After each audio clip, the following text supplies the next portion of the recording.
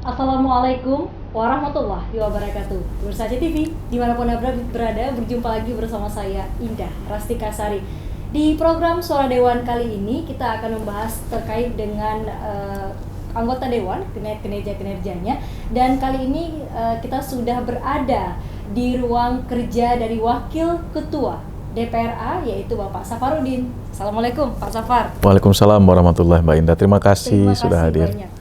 Terima kasih juga sudah disampaikan. Iya, terima kasih Mbak Indah, sudah ketemu lagi. Alhamdulillah. Pak, sehat ya Pak? Sehat alhamdulillah Mbak Indah. Alhamdulillah. Sibuk banget Pak, akhirnya padat sekali sepertinya. Ya, semenjak kepala daerah kita sudah selesai ya, hasil pemilu kada 2017-2022, kita sekarang dipimpin oleh seorang penjabat Gubernur Aceh, Pak Ahmad Marzuki. Memang sepertinya diajak lari nih DPR Aceh dalam hal pembahasan anggaran untuk menekan angka realisasi. Tadinya jalan ya Pak, sekarang ya sedang lari nih, saya lihat bukan jalan lagi, sudah lari. Oke, sekarang lebih lari. Ya, kalau kita nggak betul-betul nyaingi, nampak sekali nanti, apalagi beliau kan bukan putra daerah ya. Kita jangan mempermalukan diri sendiri juga gitu ya. Artinya rakyat Aceh menginginkan percepatan terhadap pertumbuhan ekonomi yang didengungkan oleh beliau di selama beliau menjabat ini bisa kita dukung oleh DPR. Udah dapat ya Pak? Usulannya sudah diberikan ya? Ritmenya dalam APBA 2023 itu memang RKPA-nya di kepemimpinan Pak Nova kemarin ya, selesai. Dan hari ini sudah KPAS, tentu sudah dengan rasionalisasi keinginan Pak Gubernur Pak Ahmad Marzuki kepada DPR Aceh, sudah kita terima. Nah, ini sedang jalan untuk kita lakukan pembahasan kebijakan umum anggarannya. Belum ke taraf PPAS. Berarti masih kebijakan umum. Tapi sudah diterima. Nah, kita mau lihat karena semangatnya adalah ke pemberdayaan ekonomi. Kalau dibilang oleh Pak Gubernur agar uang APBA itu ngalir ke rakyat kecil. Jadi jangan mengedepankan nilai infrastruktur. Jadi tepat guna, tepat sasaran. Karena kejarnya adalah pertumbuhan ekonomi rakyat. Kemudian yang kedua pemberdayaan UMKM. Kemudian yang ketiga, bagaimana kita menekan angka kemiskinan. Itu menjadi semangat beliau. Infrastruktur juga ada poin-poinnya Pak ya. Dalam itu. Tapi sebelum ke sana Pak, kemudian yang perlu juga kita ketahui, belakang lagi sibuk Pak untuk 2022 ini. Ini kan sudah di pertengahan ya Pak? 2022 kami DPR alhamdulillah mungkin sedang mempersiapkan rotasi alat kelengkapan DPR Aceh. Jadi semua fraksi-fraksi sudah mengirimkan nama ke pimpinan, mungkin akan dibamuskan hari Senin untuk perubahan susunan AKD di DPR Aceh. Nah, pasti akan ada rotasi lah ya, dari setiap komisi pemimpinnya siapa kan. Nah, tapi itu sebenarnya semangatnya untuk membuat penyegaran saja. Penyegaran saja dan menunjukkan bahwa DPR Aceh satu jalan kesolidannya. Bukan ada sesuatu di balik itu ya Pak? Oh enggak, mudah-mudahan tidak. Saya yakin kebijaksanaannya itu. Baik Pak, kalau tadi kan sudah kita bicara tentang ini ya Pak ya, rotasi kemudian yang akan dibamuskan hari Senin. Nah, tapi selain itu Pak, apa kemudian yang sedang dikerjakan ini lagi dikebut-kebutnya Pak sekarang? Ya, yang pertama mengatur ritme semangatnya Pak penjabat gubernur kita ya. Dalam hal ini adalah menginginkan agar 2022 terjadi percepatan realisasi anggaran kita. Sehingga tidak menimbulkan silpa yang bengkak lagi seperti tahun 2021, 2020 yang lalu ya. Karena 3,9 terus kita silpanya sehingga dianggap ada yang keliru dan yang salah nih dalam tata pengelola pemerintah di Aceh. Nah, beliau menginginkan kita DPR, udah ayo bersama-sama bareng. Kalau selama ini dianggap bahwa DPR dengan pemerintah kadang-kadang tidak sejalan, nah ini sama beliau katakan bahwa saya yang penting DPR nyaman dan kita sama-sama membangun Aceh. Saya pikir semangatnya perlu kita dukung. Dengan Pak PJ komunikasi seperti apa? Alhamdulillah beliau dalam setiap waktu saya lihat ya, ini mungkin masuk ke hari ke-13 beliau. Selama ini dengan DPR selalu ada komunikasi. Mungkin hampir setiap hari mungkin Pak Ketua selalu diajak dalam kegiatan-kegiatan beliau. Maka kunjungan terakhir itu di Rumah Sakit Zainal Abidin, memantau bagaimana perkembangan rumah sakit terhadap fasilitas dan pelayanannya. Saya pikir ini kan sesuatu hal yang baru ya, bahwa DPR diajak berbarengan dengan pemerintah. Saya pikir inilah yang seharusnya diberikan kepada rakyat, dipertontonkan bahwa pemerintah dengan DPR itu sejalan dalam pembangunan Aceh. Itu juga diharapkan oleh masyarakat. Ya, bagaimana itu. Keharmonisan ini terus hangat. Itu penting. Menurut saya penting. Membangun Aceh ini tidak bisa sendiri. Tidak bisa juga saling dengan ego sektoralnya. Pemerintah satu sisi, DPR satu sisi. Jadi dua-duanya harus mengalir karena untuk kebaikan rakyat Aceh. Baik, Saya pikir Pak. itu. Terus tadi percepatan Pak di Iya. 2020 ini harus jadi apa Pak yang lagi dikebut sangat Ya, kalau APBA 2023-nya ini kan kuahnya sudah, karena memang argonya takutnya nanti tidak terpenuhi, makanya kita selesaikan pembahasannya. Udah kita mulai udah 3 hari ini kan. Nah, barengan juga sekarang penyusunan RKPA untuk APBA perubahan 2022. Oke. Kan ini banyak kegiatan yang perlu digeser, yang membutuhkan kesepakatan bersama lagi, kesepakatan bersama dengan DPR Aceh dengan arahnya adalah PAPBA 2022. Nah, salah satunya juga semangatnya Pak Gubernur saya katakan di awal tadi bahwa untuk diarahkan pergeseran dan juga anggaran yang masih tersedia itu ke arah pemberdayaan ekonomi, sehingga beliau menginginkan tersentuhlah uang APBA itu mengalir kepada rakyat Aceh. Berarti ekonomi Bapak yang memang Beliau menekankan berulang-ulang pemberdayaan ekonomi, kemudian hadirnya dengan keharmonisan yang baik ini tentu akan terlihat. Beliau ingin menghadirkan banyak investasi besar, banyak investor yang sudah komunikasi dengan beliau. Mudah-mudahan ini jalan juga kita untuk menambah pendapatan asli daerah Aceh yang hari ini kita anggap kita tinggal sudah menerima 1% dana transfer dari DAU nasional. Otsus kita berkurang itu sampai ke 2027. Jadi mungkin ini jalan bagi beliau untuk memenuhi keinginan kebutuhan rakyat Aceh. Apalagi ranking kita kemiskinan. Walaupun ini Mbak Indah ya, kalau info terbarunya rilis BPS kita sudah turun digitnya 1% ya, tapi kita udah sedikit ini ya, artinya sudah ada ya kemarin APBA-nya sudah mulai mengarah ke pengentasan kemiskinan. Tapi ini masih PR banyak. Kenapa PR banyaknya? Kita masih nomor 6 nasional, nomor 1 di Sumatera. Cuma digitnya saja yang masih ini menjadi PR utama bagi kita. Tapi masih nomor 1 dan harapan kita tadi dengan kemudian program-program yang ada Pak ya, yang apalagi dengan Pak PJ dan DPR pastinya itu rapor kita bisa paling nggak bisa ini ya Pak. Ya, nggak usah muluk-muluk ya. Yang penting tidak banyak untuk membuat pencitraan secara politik. Kita ingin kerja. Dan alhamdulillah bagi saya pribadi sih sebagai pimpinan DPR, tentu kami teman-teman DPR ini merasa ada sesuatu warna baru dari pemimpin Aceh yang mau berkomunikasi terus menjalan dengan kolaborasi. Menurut saya memang sudah semangatnya untuk kolaborasi untuk pembangunan Aceh. Ya, itu juga yang diharapkan masyarakat. Pasti, Pak. pasti. Dan APB Otsus ya Pak, kita bicara Otsus bersama. Ya. Otsus kan untuk 2023 ini kan berkurang. Pasti. Itu Pak, jumlahnya kemudian yang kemudian diberikan itu yang diusulkan ada kemudian 9,6 triliun Bapak yang untuk 2023 dan anggaran belanja ini kalau kita kutip dari media mainstream ada sekitar 10,3 triliun. Artinya itu berkurang berapa persen Bapak misalkan dari? Ya kalau kita hitungnya kan begini saja, Undang-Undang Pemerintah Aceh nomor 11 itu Otsus kita selama 20 tahun ya. 15 tahun itu kita menikmati 2% dari DAU postur APBN kita ya. Kemudian 1%-nya kita nikmati. Mulai 2023 sampai 2027 itu tinggal 1% lagi.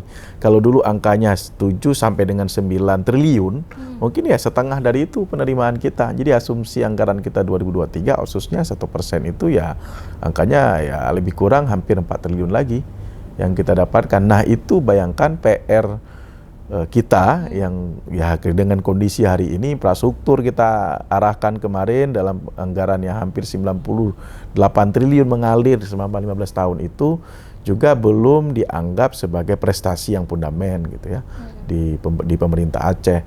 Kemudian kita lihat juga rumah sakit regional itu menjadi cita-cita besar dari Pak Irwandi dan Pak Nova Iriansyah dalam pilkada. Tapi hari ini belum ada yang fungsional satupun.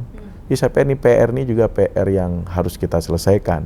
Walaupun sebenarnya jangan bicara tanggung jawab lagi. Tapi kita anggap bahwa PR ini merupakan kebutuhan dasar dari masyarakat, rentang kendali rumah sakit kalau seandainya ada yang fungsional di Barat Selatan 1, Pantai Timur Utara 1, sehingga rumah sakit yang lebih ini tidak menumpuk ketika juga pelayanannya juga akan semakin lebih baik gitu ya. Jadi terbantunya masyarakat, jaraknya itu sehingga secara ekonomi masyarakat juga bisa dibantu. Arahnya kemana Pak? Misalkan ke sana misalkan? Ya mungkin kita mengharapkan kemudian Pak Gubernur kan ya menitik beratkan ke agenda pemberdayaan ekonomi ya. Tapi juga harus kita akui bahwa memang ada kegiatan infrastruktur yang harus kita tuntaskan juga. Yang salah satunya yang saya katakan tadi rumah sakit regional 5. Minimal ada 2 lah yang bisa fungsional di masanya beliau sehingga anggarannya bisa kita support juga infrastruktur ke arah itu. Nah, kita juga ada kegiatan multi-years jalan itu dengan 12 ruas itu. Nah, kalau kita lihat kan banyak juga kegiatan yang saya lihat kita nggak tahu lah volume kegiatan yang dilaksanakan itu masih jauh dari harapan. Ini juga menjadi PR besar bagi kita. Sehingga uang yang 2,7 triliun kemarin yang disahkan bersama dengan MOU ini tidak tercapai dengan keinginan besar dalam ruang publik gitu yang diinginkan oleh masyarakat Aceh. Saya pikir itu Mbak yang menjadi PR besar selama kita nanti bersama penjabat Gubernur Aceh itu. Kemudian ya harapan lagi Mbak Indah kalau menurut saya ya jangan kita berpaku juga dengan penerimaan 1% lagi ini gitu ya. Ya harus ada keinginan besar kita menadvokasi agar 2023 tetap 2%. Caranya adalah revisi Undang-Undang Pemerintah Aceh yang hari ini sedang kita siapkan naskah akademiknya agar diperjuangkan di Badan Legislasi DPR RI. Ikhtiarnya udah sampai mana berarti Pak? Ikhtiarnya masih ini tim advokasinya sedang digodok ya, mudah-mudahan dalam beberapa hari mungkin dan minggu ke depan nih sudah ada mungkin rapat perdananya di DPR Aceh melakukan daftar inventarisasi masalah apa yang harus direvisi, semangatnya apa, di salah satunya mungkin adalah dana otsus agar dipertahankan permanen 2%-nya gitu ya. Sejalan dengan itu Pak, misalkan sering juga kita misalkan di media-media mainstream kita sering beberapa anggota yang menggaungkan itu misalkan di pusat. Tapi Pak selain kemudian kita akan 1% lah katakan. Jadi selain ikhtiar kita tadi, tapi yang hal lain Pak yang bisa dikembangkan misalkan dari sektor ekonomi, bagaimana komunikasinya Pak? Hal lain menurut saya kita kan kemarin sudah mendapatkan penerimaan dividen ya dari blok migas baru kita ya, yang kepemilikannya dikelola oleh pemerintah Aceh, oleh Pema. Kita punya sumur baru terhadap gas yang pendapatan kita akan bertambah. Tapi tidak cukup di situ Mbak Indah. Ya ini kan perlu juga dalam pengawasan DPR juga saat blok B itu. Nah ada sumur-sumur yang sekarang kita udah mulai tahu nih, media-media sudah tangkap nih. Ada yang di Melabuh segala macam. Ini kan kita lihat apakah ini potensi ya. Ini harus hati-hati juga kita kan. Apakah ini sumber pendapatan yang bisa kita gali atau ini baru terlalu muda untuk membicarakan investasi di dalam itu gitu. Nah menurut saya itu. Kemudian seperti keinginan Pak PJ Gubernur, yang penting Aceh aman dulu katanya. Yang penting Aceh itu aman dalam hal tata laksana birokrasinya jalan, komunikasinya baik. Nah, saya izinkan berjuang ke kementerian, berjuang ke pemerintah Republik Indonesia sebagai penjabat gubernur, juga menghadirkan para investor-investor yang mau menanamkan modalnya. Sehingga salah satunya tujuan adalah untuk percepatan dan pertumbuhan ekonomi di Aceh. Itu menurut saya usaha yang harus kita dukung. Bagi kita DPR Aceh asalkan, ya ini kan, asalkan menurut saya nilainya investasi itu sangat mempengaruhi terhadap pendapatan dan pertumbuhan ekonomi harus kita dukung.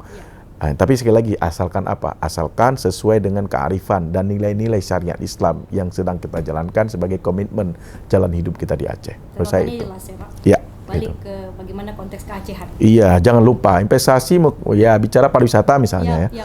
Jangan nanti pariwisatanya ya sama dengan nilai-nilai yang ada di daerah lain di Republik ini. Kita tetap menjaga soal kearifan lokal dan bagaimana penanaman nilai syariat Islam sebagai jalan hidup kita itu menjadi hal yang nomor satu. Nggak bisa tawar-menawar untuk itu. Investasi oke, ayo welcome. Tapi batasannya ini, yaitu. Catatannya jelas. PR kita banyak Pak tadi kalau yang Bapak sebutkan. Itu mungkin baru beberapa di antara yang lainnya misalkan. Komunikasi dengan SKPA gimana Pak? Dengan eksekutif misalkan untuk PR-PR tadi misalkan multi years. Ya, tadi Pak dan lainnya. Mbak Indah dan teman-teman media mungkin selalu menangkap lah ya. Selama ini komunikasi DPR dengan para SKPA itu agak sulit ya. Agak sulit ya karena mungkin ya kembali lagi leader ke pemerintahan itu kan gayanya berbeda-beda gitu. Nah sekarang kita dapat penjabat gubernur yang ya pokok sama DPR tuh harus baik, sama DPR tuh harus komunikasi kalian semuanya gitu. Jadi mereka kan dengan segianya ya harus ikut dengan arahan pimpinan gitu ya. Nah di samping itu memang ada teriakan dan suara-suara juga. Suara-suaranya apa? Ya sekdanya digantilah katanya gitu kan. Kalau kita melihat memang kekakuan dan cara komunikasi Pak Sekda harus kita akui ya. Pak Sekda ini kan agak sedikit kurang komunikatif lah ya cara berkomunikasi dengan kami ini di DPR Aceh. Tapi sekali lagi banyak juga yang bilang Pak Sekda ini kalau udah kerja itu kayak robot, nggak ada letihnya gitu kan. Ada satu sisi persoalan komunikasi, soal kerja. Nah kalau soal kerja tentu bagi kami melihat juga kerjanya seperti robot, maksudnya seperti apa? Apakah kerjanya itu efektif, efisien, menggambarkan kewibawaan pemerintahan, atau malah menjebak para bawahan untuk kaku juga seperti beliau. Sehingga ya yang penting asal senang saja dulu, penting lapor aja yang baiknya dulu. Padahal ya dalam hati juga menolak dan artinya membangkang terhadap kebijakan itu. Ini suara kami di DPR ya. Tapi kembali lagi lah Pak Gubernurnya ya, kalau Pak Sekdanya dianggap ya orang yang bisa diajak untuk terus menjalankan roda pemerintahan bersama beliau, ya kami kan tidak bisa, itu kan normatif ya.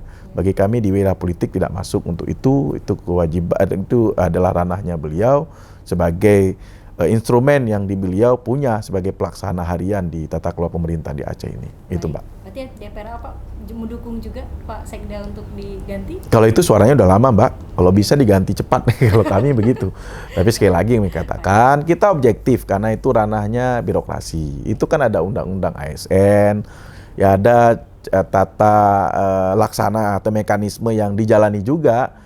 Tapi kan kami sudah sampaikan ini kalau Pak Sekdanya, misalnya begini, kasih pilihan tetap Pak Sekda ini, tapi caranya berubah, dia sudah agak komunikatif, nah itu bisa saja kan, tergantung pemimpinnya. Tapi kalau seandainya kaku, kayak batu, nggak mau dengar, tangan besi, ya ini kan ngajak berantem lagi, kan susah dengan DPR gitu. Gitu Mbak. Pasti dengan kondisi yang ada Pak, masyarakat juga mengharapkan iya. ini udah harus selesai Itu. kondisi-kondisi yang ada. Baik Pak, kita istirahat sebentar, mengerjakan koalisi yang satu ini.